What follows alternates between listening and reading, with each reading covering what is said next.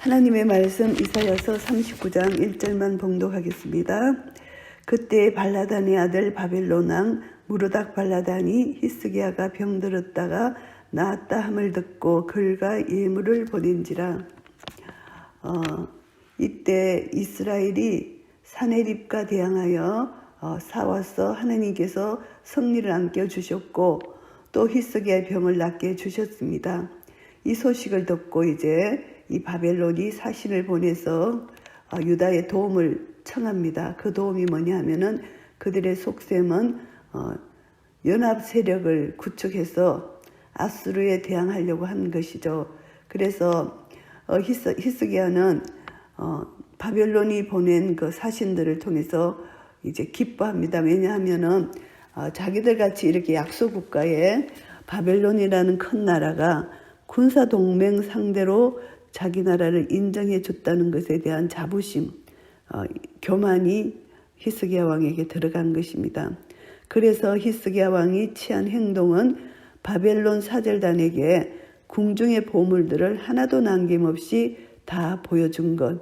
이것이 하나님 앞에 교만이고 하나님을 만홀히 여기는 것입니다. 모든 영광을 하나님께 돌려야 되는데 그 영광을 자기가 취하고 이것을 이제 하나님 앞에 영광을 돌리지 않는 이 큰 죄를 범하게 된 것입니다. 이에 이사야 선지자가 이제 히스기야 왕에게 나와서 묻습니다. 그 사람들이 무슨 말을 하였으며 어디서 왕에게 왔나이까? 히스기야가 가로되 그들이 온방 곧 바벨론에서 내게 왔나이다. 무슨 말을 하였나? 여기에는 답변이 없어요. 근데 어디서 왔나? 이 답변에는 먼 곳에서 바벨론에서 왔다. 이렇게 말을 합니다.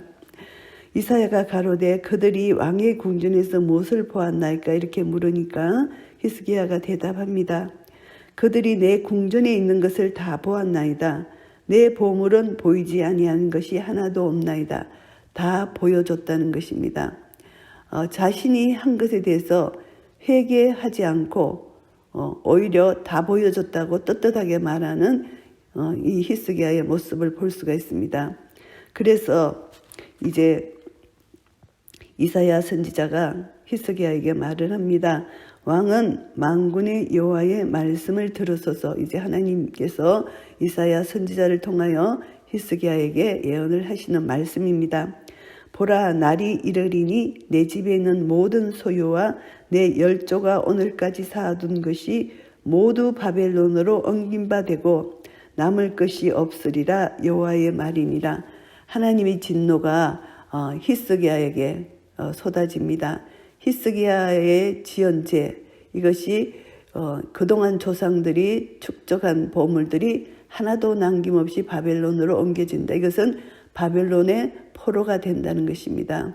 그래서 하나님께서 히스기야 왕의 병을 고쳐주시고 아수르로부터 전쟁에서 승리케 해주셨는데 이 모든 영광을 하나님께 돌려야 되는데 그 영광을 자기가 취함으로 인하여 결국은 이렇게 바벨론에게 포로가 되는 이런 하나님의 징계를 받게 되는 것입니다. 7절 말씀입니다. 또 내게서 날 자손 중에서 몇이 사로잡혀 바벨론 왕궁의 환관이 되리라 하셨나이다. 자식이 포로가 되어서 이제 왕궁의 환관이 된다. 완전히 노예가 되는 것이죠. 이런 자손들, 아직 히스기야가 아직 자손을 갖지 못했는데 이미 예언을 해주신 것입니다. 히스기야가 병이 나은 후 3년 후에 이제 므낫세를 낳잖아요. 그래서 이제 히스기야가 아직도 자손이 없습니다. 다윗의 언약대로 그 계보를 이을 이사야 메시아가 오시는 계보를 이을 그런 아직 자손이 없었습니다. 근데 3년 후에 이제 므낫세를 낳게 됩니다. 그런데 그 자손들이 다 포로로 잡혀갈 것이다. 이것을 이제 예언하는 말씀입니다. 히스기야가 이사야에게 이르되 당신의 이른바 여호와의 말씀이 좋소이다. 또 가로되 나의 생전에는 평안과 경감이 있으리로다 하니라. 이 말씀은 하나님이 진노 가운데서도 파멸 중에서도 자비를 베푸셔서 그 때를 늦춰주신 것을 감사하는 것입니다. 이것을 어떤 이제 학자들은 이것을 교만이다, 이기적이다 이렇게 볼 수가 있는데 그것이 아니라 하나님의 여호와의 말씀이 좋소이다. 이것은 하나님이 자기 죄 때문에 이렇게 징계하시는 것, 하나님이 하시는 모든 일은 옳소이다 이런 뜻입니다. 그래서 하나님이 당연히 하나님이 하시는 모든 일은 실수가 없으신 하나님, 거짓이 없으신 하나님, 하나님이 하신 일은 다 옳습니다.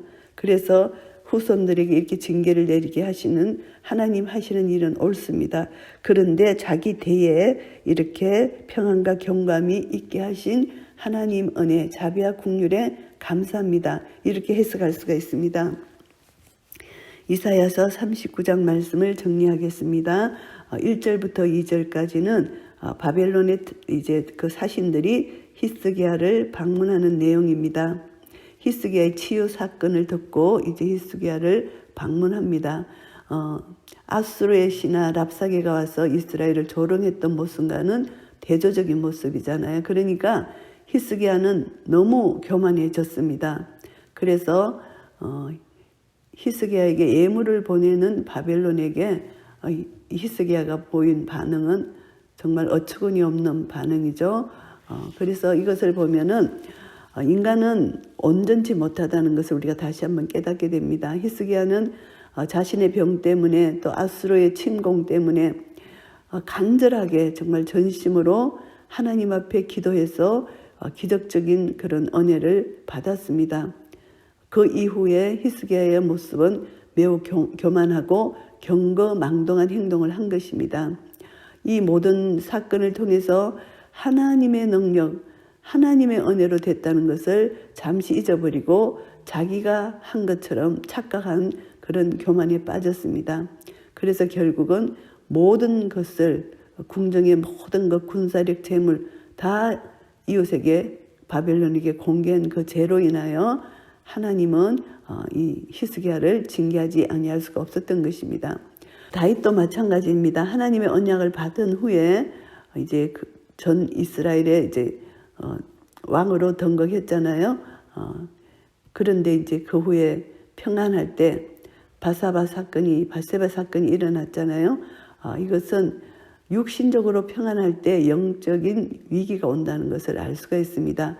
히스기야도 마찬가지로 이제 전쟁이 끝나고 자기 병이 치료함 받았을 때 육신적으로 평안하니까 영적으로 이렇게 교만이 들어오게 되는 것입니다. 날마다 겸손하기 위해서는 하나님과의 긴밀한 교제의 관계를 가져야 된다는 걸 우리가 다시 한번 깨닫게 됩니다.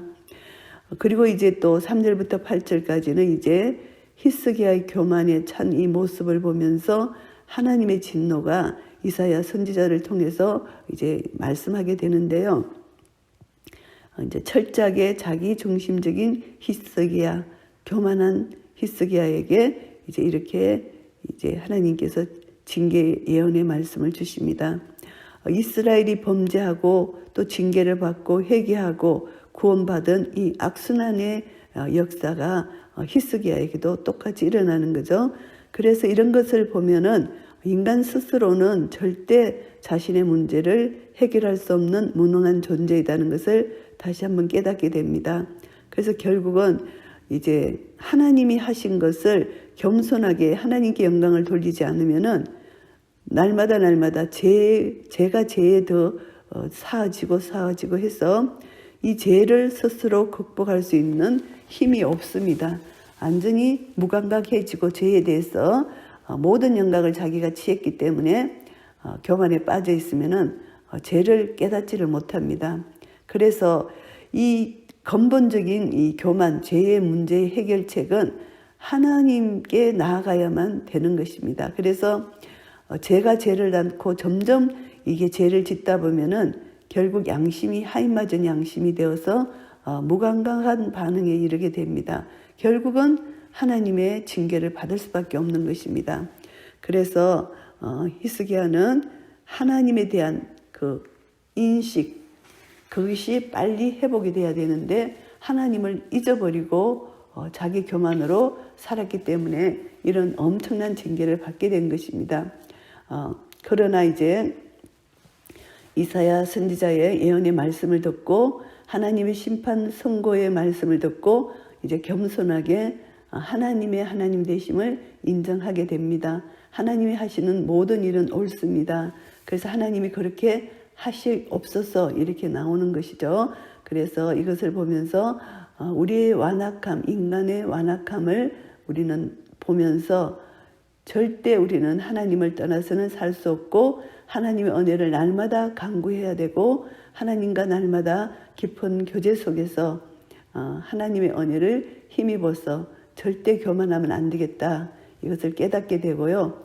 그리고 또 우리에게 주어진 어떤 하나님이 성취해 주신 기도함으로 하나님이 응답해 주신 그런 것을 통해서 우리는 하나님만 더욱더 바라보고 하나님께 더 가까이 나아가고 하나님 말씀을 묵상하고 날마다 성령 충만한 생활을 하지 않으면 아무리 기도 응답을 받고 하나님의 은혜를 입었어도 그런 자세로 하나님과 가까이 나아가지 않으면은 우리는 언젠가 무너질 수밖에 없는 죄인이라는 것. 그래서 조금만 틈이 있어도 사탄이 가만두지 않잖아요. 그 틈을 비집고 와서 사탄이 자리를 잡기 때문에 우리는 끝까지 하나님의 전신갑주를 입고 말씀과 기도와 성령의 능력으로 무장해서 날마다 영적 전쟁을 치를 때 예수님께서는 양으로 생명을 얻게 하고 더 풍성히 얻게 하시는 예수님 편에서 우리는 날마다 주님의 은혜를 간구하고 사모해야 되고